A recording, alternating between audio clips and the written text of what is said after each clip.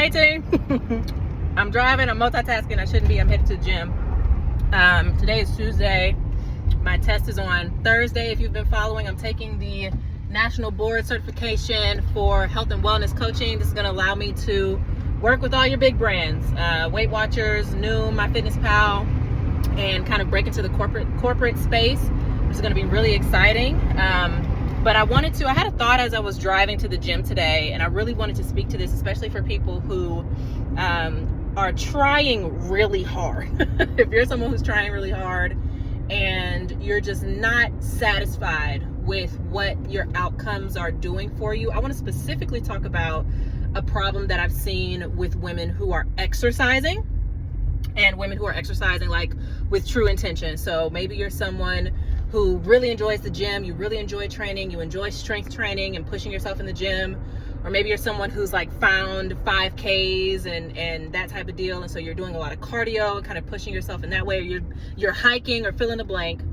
I want to talk about fueling for your exercise or fueling for your performance, because I think in our under fueling, we're actually causing more harm than good. Okay, so you know that for your body recomposition, if you have body recomposition goals, you know that your calorie control is what's going to change your body composition, right? You know it's calories in versus calories out. And you know that in order to control calories out or calories in, you have to eat less, right? You know that.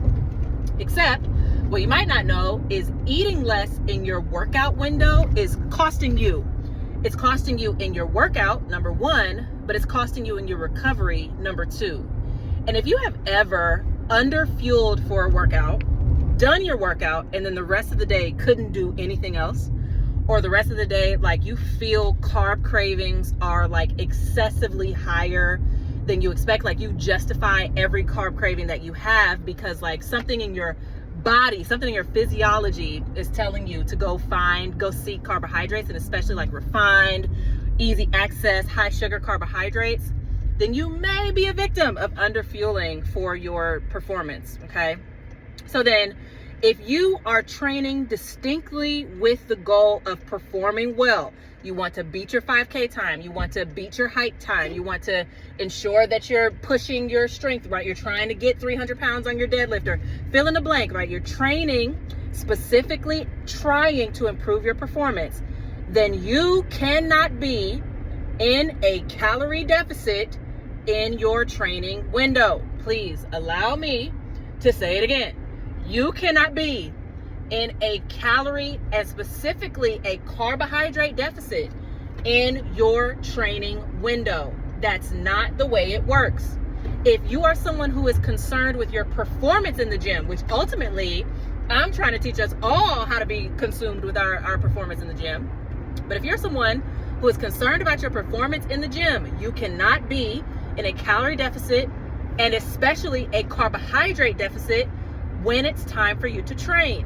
One, because you are forcing yourself to participate in a glycolytic or sugar sport. Exercise is a sugar sport. Unless you are doing a long-term endurance run or long walks or long hikes, like longer than 2 hours or something like that, you are playing a sugar game. And if you enter a gunfight with a knife, that's essentially what you're doing. If you enter a gunfight with a knife, you're gonna lose, hon. Okay, so you're playing a sugar sport, you're playing a sugar game, and you need to ensure that your body has enough sugar in its system. Number one, carbohydrates in its system, glycogen in your muscles, glycogen in your bloodstream, sugar water in your muscles and in your bloodstream for your performance, right? But then two, even topping off your glycogen, having sugar available to use right away, okay? As I was picking up the phone to talk to you, I had this Go-Go Squeeze applesauce packet, and this is 60 calories, 15 grams of sugar, and 2 grams of fiber. I need this sugar to be readily available because I'm not just going to the gym to just like push things around. I'm going to the gym to push myself. And if I don't fuel before my workout, I won't be able to push myself, number one.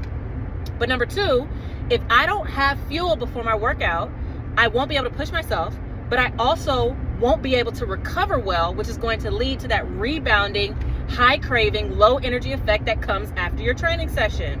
If you find, once again, that after your training session, because you haven't had enough calories or carbohydrates before you went to the gym, if you find that after your training session, you are depleted, you're tired, you're irritable, your mood is all up and down, you got to take naps, you can't do anything else, you can't walk the dog, you can't think about anything else, you don't have any energy, I guarantee it's because you're in a calorie deficit and in a carbohydrate deficit in your training window, okay? So all that being shared, I wanted to plant this thought in your mind so that we can start to take a look at how much am I eating and how much of that is carbohydrates to drive performance, number one, but to drive adequate recovery, number two, so that I can get to the gym and push myself the way that I want to, and two, so that when I leave the gym, I don't feel like the Tasmanian devil running through the pantry trying to eat every sweet thing that I have in my cabinet, right? We're playing a sugar sport, okay? Lifting, HIIT classes, boot camps, boxing, fill in the blank, all of those are sugar sports. And without you having enough carbohydrate, enough sugar, and when I say sugar sports, I don't specifically mean like Nerds gummy clusters. I'm talking to you, Nerds gummy clusters and chocolate, right? I'm talking about having fruit, sugar, glycogen, glucose in your bloodstream so that your body can use it for its upcoming performance, okay? So I'm sorry for yelling. But as I was eating my applesauce, I thought that I might want to share this with you all. So I hope this is helpful. Let me know if you have questions down here in the comments. I'll try to keep more of these coming. I need to get another one of these little mirror things. I got a new car. Oh my God, real quick, I'll tell you about the car. So y'all know I was in my little Ford Escape, and I took it to the dealer because it started smoking. I thought coolant was leaking into the engine. I took it to the dealer back in February, drove it to the dealer, got a call back. Hey, we can't find anything wrong with this. Come pick it up. I go to pick it up. I can't drive it back home. They unplugged something, undid something so bad that I had to get it towed back home.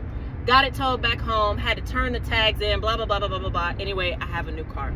And so that's a fun piece of the life happening journey that we all will endure while we're doing this. But hey, eat your carbs, especially if you care about your training. Send me a message if you have any questions. Drop a comment below. Hope this was helpful, and I will see y'all on the interwebs.